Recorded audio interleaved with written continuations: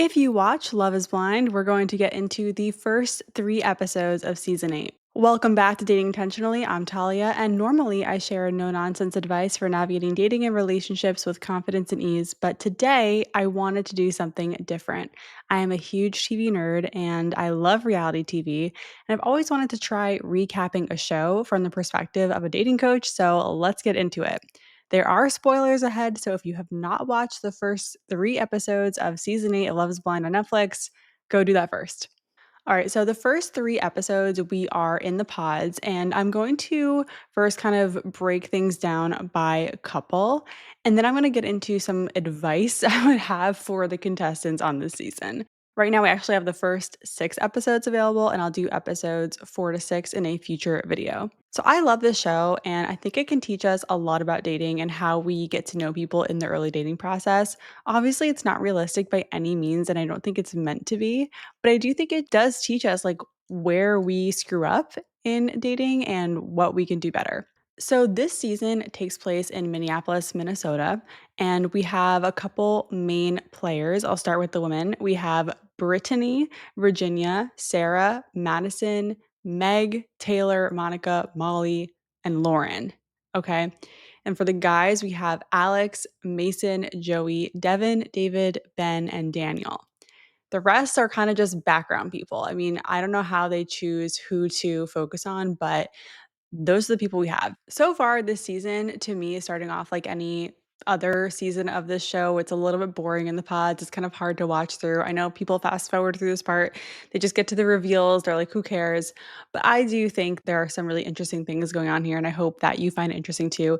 By the way, leave a comment if you agree, disagree on things I'm saying, if you notice things I didn't, if you have takes, I want to hear them. So leave them in the comments. So there are couples that I want to do a deeper dive on and some that we don't need to go into as much. So let's start with the couples who seem to be going strong so far. So the first couple that like made it out of the pods and had their little engagement was Joey and Monica.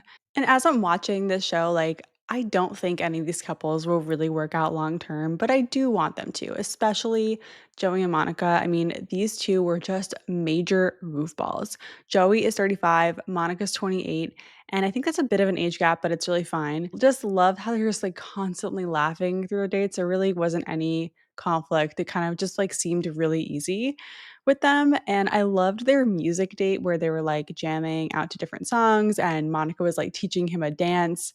And I think like that would actually be really fun as a real date, like doing a Spotify jam together could be a really fun way to get to know someone and like move a little bit, jam a little bit. I love that. And I'm really glad that they ended up getting engaged. I thought their moment where they met was super sweet. They like hugged instead of going for a kiss. And then after they like freaked out about how each other looks, like then he was like, "Can I kiss you?" And I just really like that because usually with these couples, they kind of just like meet, hug, and then just kind of go for this awkward kiss. Not that their kiss wasn't that awkward. It definitely was a little awkward. And then Joey was like, "That was the best first kiss of my life." And I was like, really? Because it seemed a little like quick. I don't know. It just seemed a little weird. It just didn't seem like anything special. It didn't seem like anything that it was even really good. It was kind of quick.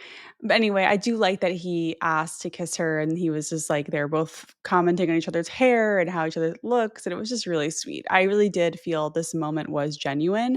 Sometimes when they meet for the first time on the show, it's definitely not. And they're like not into it, but I could tell that they were. And these first 3 episodes I haven't met yet, but it's pretty clear that Daniel and Taylor will make it out of the pods together. And I'm really curious to see what happens when Taylor sees that Daniel is a short king, which is one of the first things we learn about him. I think he's like 5'8". And I think it's interesting that Daniel chose to come on Love is Blind, but I can see how his height might cause issues for him in his dating life, unfortunately. And I wish that wasn't a thing because there are so many guys who are under 6 feet tall who would make amazing partners. And I think a lot of women who are like not interested in dating people who are below 6 feet are missing out. He seemed really great in the pods, and I hope that continues because sometimes the guys can really show their true colors and the girls after the pods. And then we have Ben and Sara. So Ben is religious and goes to church. Sara isn't so much. And they had this big conversation in the second episode about his faith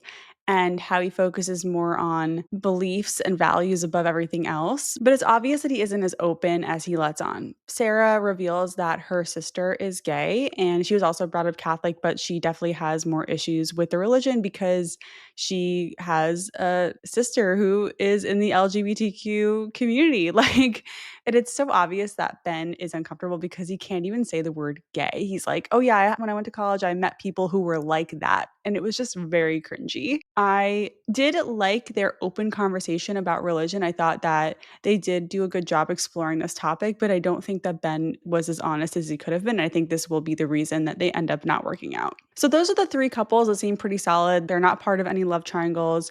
They kind of just committed to each other early on and things seem to be going well. And I like seeing that. I mean, I think they're not like the most interesting couples to watch, but it is nice to see when people do hit it off and at least try to make it work, even though I think they know it's not going to. Okay, let's get into some of the love triangles starting to form here. First, we have this guy, Devin, who is talking to both Brittany and Virginia. I don't have too many thoughts on this one so far because by the end of episode 3, he just seems to be vibing with both of them. And I don't know if Brittany and Virginia talked about Devin in the lounge yet. I can't remember. But Devin is 29. He's a youth director and coach, and Brittany is 35, and she's also super into basketball, so they connect on that. Meanwhile, Virginia and Devin went to the same high school, but since she's 34, they didn't go at the same time. So I don't think they're in danger of having known each other before this experiment, as they call it. It seems like he's getting to know both women so far, and there isn't a lot of drama. Like, I'm not sure he is ready to pick someone at this point. If I had to predict who he's leaning towards, I would say he vibes more with Virginia. They seem to have more playful, fun conversations, but he and Brittany do have the basketball thing. So, and he mentioned that every guy in this whole experiment said to date Brittany because of this basketball connection. So we'll see. Speaking of drama in the lounge, though, we do have other fun love triangles that are happening. So let's start with Molly and Lauren, who are both dating this guy, David, who is a living, breathing red flag. There's always one on this show. I mean, I feel like every season there's always just one or maybe more than one guy who's just like the worst, and that's David. He started every conversation in the pods with, okay, why are you here? What's wrong with you? Oh my God. And if you're on the dating apps, I'm sure that you've gotten this comment at some point like, okay, why are you single? Like, what's wrong with you? And it's like, I get why people ask this, but you just don't do that. It's not a way to start a conversation.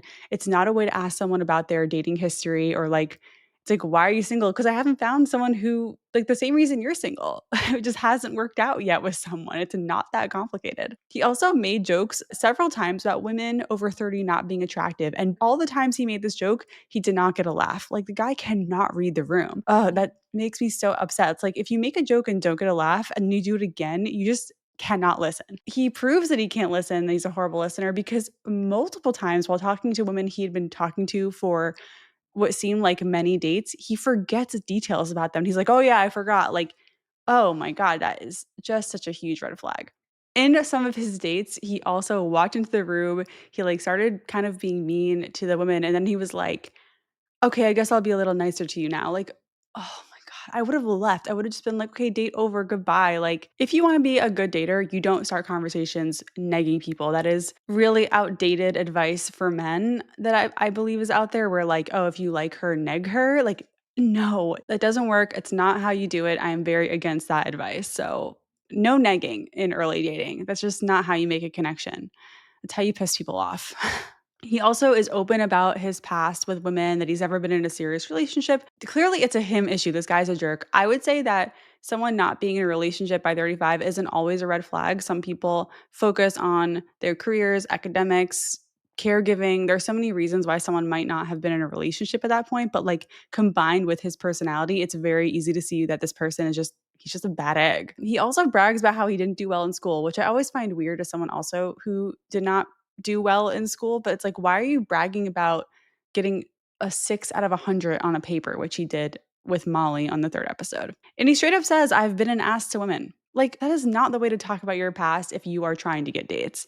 If you've been a jerk in the past, fine, but I think that a better way to frame it is by saying how you want to be in future relationships, what you've learned, not, oh yeah, I've been an ass to women in the past. Like, if a guy says that to you, just walk away. I mean, that is just a clear sign. Just because someone's self aware doesn't mean that they've changed. Just because someone knows why their relationship hasn't worked out in the past doesn't mean that it's going to be better for them in the future.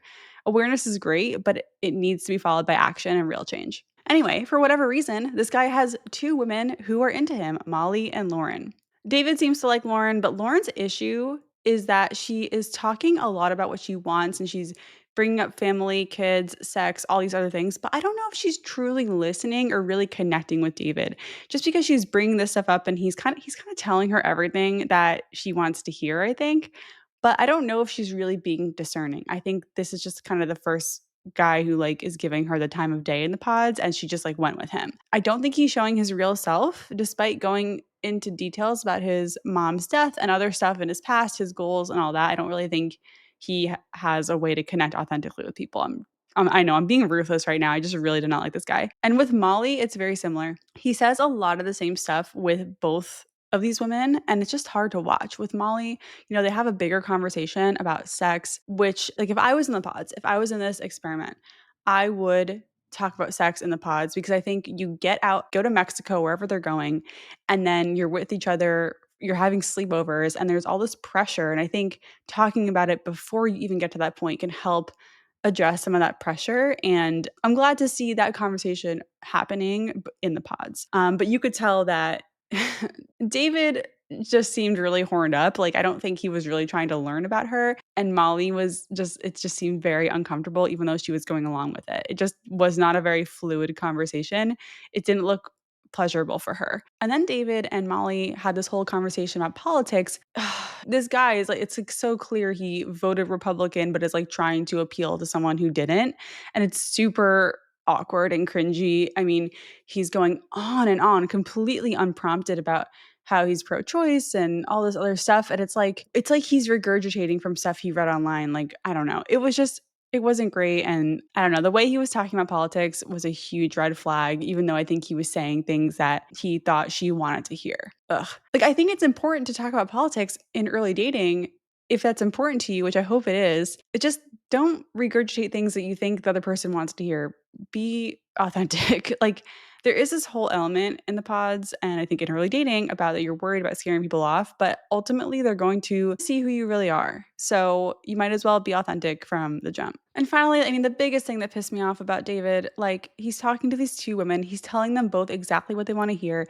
He's like, I want you, I want to commit to you, all this stuff, talking about marriage and family. He's just really playing them both. And I'm like, what is your game plan here, man? Like, how are you figuring out who you're going to choose? He doesn't seem to be even trying to decide who to choose at the end of the day. And push is going to come to shove with this guy. Like, I don't know. And then, of course, in the girls' lounge, Lauren knows Molly is seeing David and is upset with how well it's going for them. And Molly is either oblivious to the fact that Lauren is also seeing him or doesn't care. And so Molly's just like going on and on about how great everything is. She's like, oh my God, I'm going to get engaged. Oh my God. And Lauren is like side eyeing her, like, I can't listen to this. So definitely a hard dynamic. And I feel for the people who go through Love is Blind because in normal dating, you don't have to hear about the dates that your date is going on. You know what I mean? Like, it's tough. And I just really don't understand why David is both of their number ones. Like, these women deserve so much better.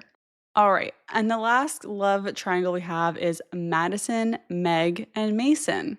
And it's crazy because, like, Madison's nickname is Mads and Meg is Meg, and they are both blonde. Like, they all kind of look alike. It's tough. Okay.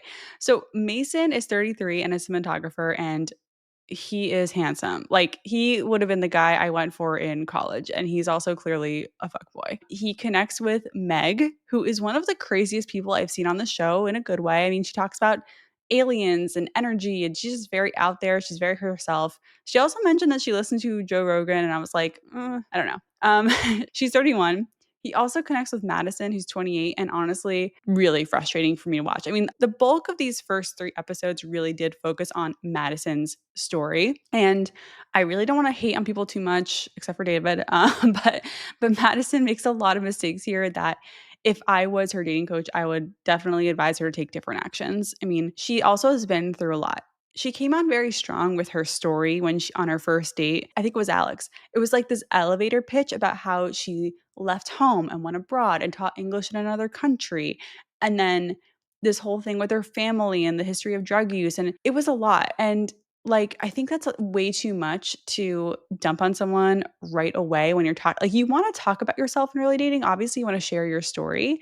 But she literally had this, like, elevator pitch where she just said all these things that happened to her in the span of a minute. And it's like, where do you even start? You don't need to unload your entire life story, no matter how much you've been through, in the first few minutes of meeting someone. Like, let these details come out a little more slowly and organically. I think sometimes in early dating, it's like you want the person to understand you right off the bat and understand where you're coming from. But you'll be more successful in building a connection and building that understanding if you slowly reveal who you are. And I don't mean too slow, I just mean over the course of a few conversations, not in that like one blurb about yourself. There was actually a positive example of what I'm talking about. Like Ben shared someone died from cancer in his family, and he kind of said it really well. He was like, "This happened. This is how it impacted me, and I'd be happy to talk more about it if our relationship progresses." That's great. Like, that's just like a, this happened, it was hard, and I'm not really going to get into the details right now because we just met. That's better. So Madison's also in her own little love triangle because she's talking to Mason, who's a cinematographer, and this guy Alex, who's 28. And Alex kind of is, he seems really sweet. He has this whole story about how he like got rejected by a girl in high school or something and ate lunch in the bathroom, and it was like really sad. And he's cute. He keeps his cards pretty close to his chest. And at a certain point, he asks Madison what her attachment style is, which I was like super excited to see someone, a guy, bringing up attachment styles in this process. And Madison said that she is avoidant. And then he completely is like, oh my gosh, I like, he basically was like, I'm scared now in so many words. And he kind of expresses that he's hesitant to move forward with that connection because of her attachment style. Madison then, tries to save it by showing him that she really likes him. So she like gifts him her stuffed animal, which is a hybrid bear alien. She calls it a bearlian. It's pretty funny. So she gives him the bearlian and like everything's good. Their connection's back on track. And like she's kind of pursuing him while also pursuing this guy, Mason. She's playing a completely different game. Like, I think Madison's a little manipulative. Like with Mason, she's way sexier. She's like talking about what she's wearing, her like short dress, and she's like, "Oh yeah, I can shake my ass." Like she's definitely playing into this sexier vibe that Mason's just eating up. Like you can tell he's super into it. And I don't know if this is good or bad, but Madison definitely has game. Like she knows how to get a guy into her. I guess, it's like use it if you got it. I don't know. I mean, I do think she's manipulative and I don't think she's ready for marriage. And I think we all know that if you've been watching the show. So, unlike David, who also is talking to two women, Madison at least acknowledges that she is conflicted and she's talking to two men. She doesn't really know who to pick and she's kind of stuck because she's waiting for one of the two guys, Alex and Mason, to step up and be like, I choose you. And if I was to give Madison advice in this moment, I'd be like, be the chooser, girl. Like, focus on what you need in a partner and figure out which one of these two guys matches that more.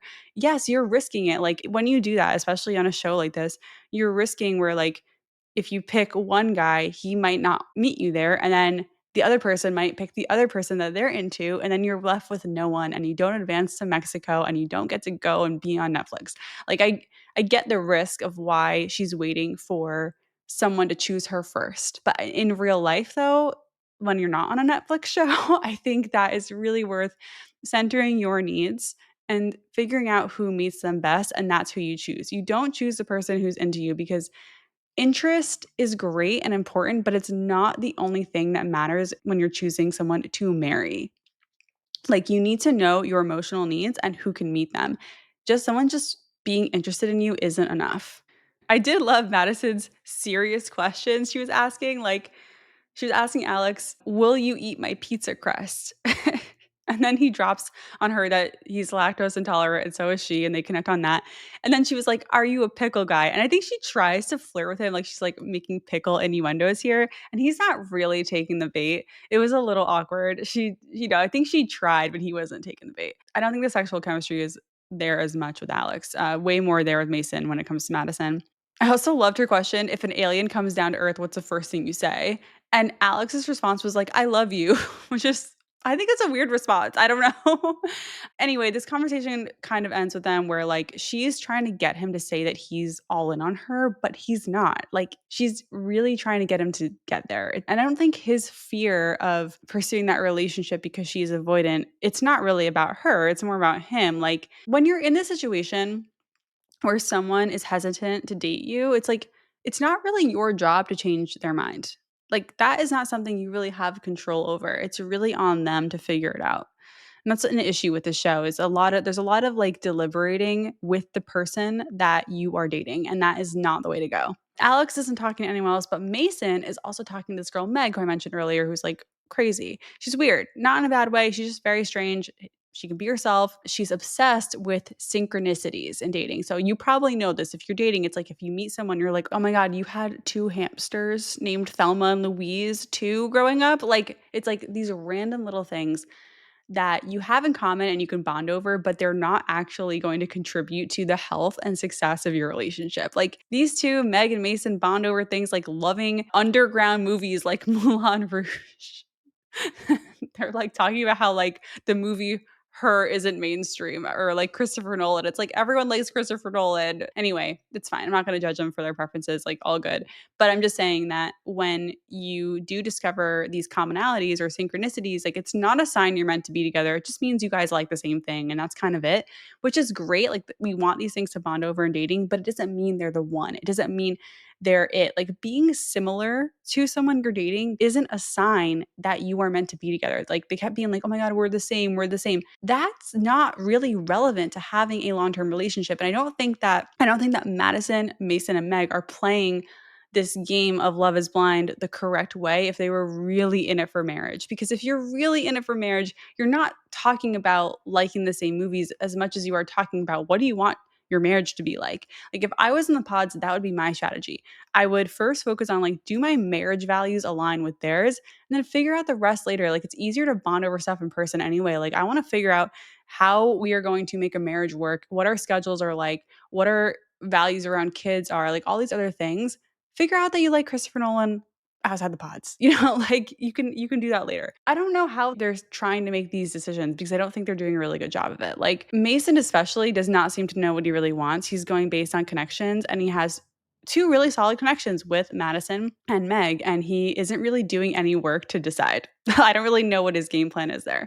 So by the third episode, Meg and Madison know that they're both dating Mason. And in Meg's date with Mason, she kind of tees him up to talk about the other girl he's seeing, which she knows, I think she knows who it is. But he doesn't say anything. He doesn't really take the bait there. And look, I said this earlier, but normally in dating, you don't discuss the other people you're seeing with the person you're on a date with. Multi dating is fine. You can date multiple people, but it's not the other person's job to make that decision for you if you are the one seeing multiple people. They can't be involved in that decision that way. You need to make that decision on your own. So the fact that she's like trying to get him to talk about this other girl, trying to feel it out, Mason needs to figure out on his own. Like they can't talk about that and have a successful conversation. Madison does the same thing. She like comes in and she's trying to figure out like what's your status with the other person you're seeing and Mason doesn't really give her much. And I'm glad he doesn't because he really like you can't make that decision with the person you're dating. There's this moment where Mason tells Meg that every time they end their date, he's more confused because I think he's liking her more and more. And I wish she said, well, I'm not confused. She kind of struggled to like go for it and be like, you are my number one. Like, I'm here for you. And I think she should have done that. Mason just also is a red flag. Like, I think he's saying the same things to both women. He's not making a decision. He's kind of stalling. I mean, at least it seems that way with the editing. It's kind of hard to know, like, what's happening when because this is all edited, but like from what's shown to us, it all seems to be happening at the same time. And I guess the last thing I'll say on this whole love triangle, like with Madison especially, she's really looking for affirmation, not to find a partner. And like, I think she'll ultimately choose Alex because he is giving her more affirmation than Mason. And that's again not the way to go when it comes to choosing a partner. It's not about the affection you can get. It is about what you can build together in the long term. I think one skill in dating that we can all work on is being decisive. Really leaning into a decision, it's always going to be a risk, right?